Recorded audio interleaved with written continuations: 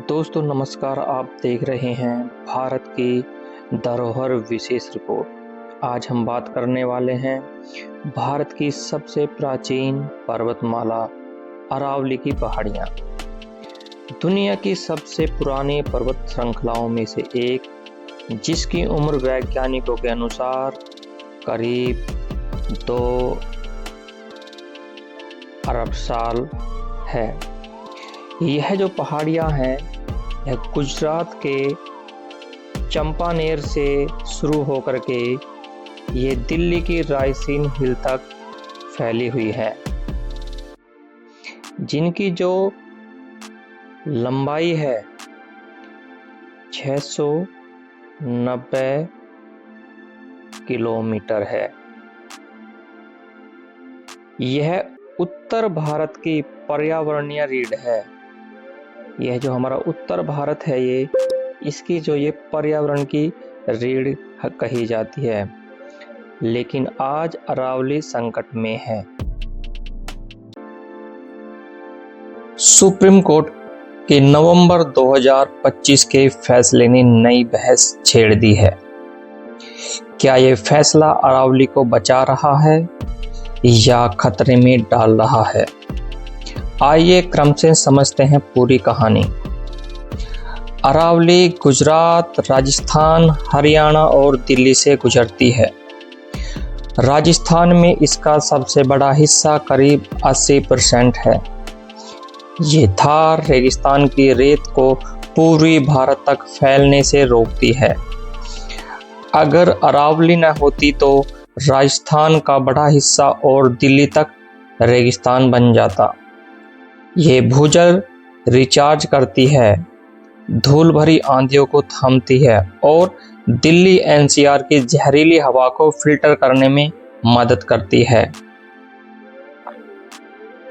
यहाँ सरिस्का, रणथंभौर जैसे tiger reserve का हिस्सा है। सैकड़ों दुर्लभ पौधे और पक्षी प्रजातियां पाई जाती हैं। लेकिन पिछले कई दशकों से अवैध खनन और रियल एस्टेट अतिक्रमण ने अरावली को खोखला कर दिया है। फॉरेस्ट सर्वे ऑफ इंडिया की रिपोर्ट कहती है कि राजस्थान में अकेले 31 पहाड़ियां पूरी तरह गायब हो चुकी हैं। हरियाणा में गुरुग्राम के पास सैकड़ों एकड़ जंगल काटे गए। स्टोन क्रशर और माइनिंग माफिया रातों रात पहाड़ उड़ा देते हैं। 2002 से 2009 तक सुप्रीम कोर्ट ने कई बार खनन पर रोक लगाई, लेकिन अवैध गतिविधियां रुक नहीं पाई। 20 नवंबर 2025 को सुप्रीम कोर्ट ने केंद्र सरकार की विशेष समिति की सिफारिशों को मंजूरी दी और अरावली की एक समान परिभाषा तय की। अब दोस्तों उनके हम मुख्य बिंदु के बारे में बात करेंगे। अरावली हिल वो होगी जो स्थानीय स्तर से 100 मीटर या उससे ऊंचाई ज्यादा हो। उसकी ढलानें और आसपास का क्षेत्र भी संरक्षित होगा। अगर 2 या ज्यादा ऐसी पहाड़ियां 500 मीटर के दायरे में हो तो अरावली रेंज कहलाएगी।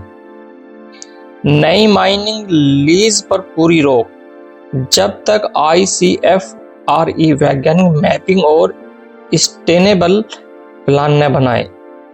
सरकार और PIB का कहना है कि ये परिभाषा वैज्ञानिक है और संरक्षण को मजबूत करेगी। कोई रिलैक्सेशन नहीं दिया जाएगा। लेकिन पर्यावरणविदों का दावा है कि राजस्थान और हरियाणा में अरावली की 90% से ज्यादा पहाड़ियां 100 मीटर से कम ऊंची है, इसलिए बड़ा हिस्सा अब संरक्षण की परिभाषा से बाहर हो सकता है, जिसमें खनन और निर्माण के रास्ते खुल सकते हैं। छोटी पहाड़ियां भी इकोसिस्टम का हिस्सा है। अगर ये गई तो थार रेगिस्तान फैलेगा, दिल्ली में धूल के तूफान बढ़ेंगे, भूजल स्तर गिरेगा और जैव विविधता तबाह हो जाएगी। ये फैसला अवैध खनन रोकने और संरक्षण मौजूद करने के लिए है। नई लीज नहीं दी जाएगी, सस्टेनेबल प्लान अनिवार्य होगा।